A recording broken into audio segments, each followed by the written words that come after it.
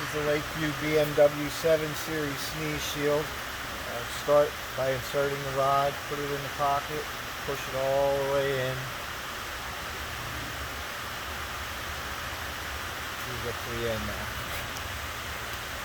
With your trim stick, go up to the corner of the headliner and just pull the headliner down. And then hook the clip onto the headliner and push everything back into place.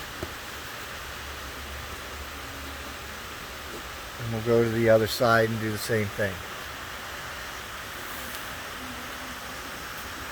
Okay, pull the gasket out of the way, get the trim stick up over the headliner.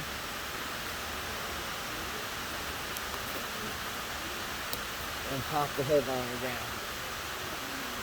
Clip it right onto the headliner and then push everything back in place. Now we'll go to the front of the car. From the front seat, gonna pry down on the vanity mirror bezel just a little bit and then push the clip up in there. Pry down on the vanity mirror bezel and then push the clip up on there. Ready? Then we just tuck the flaps into the magazine pouch.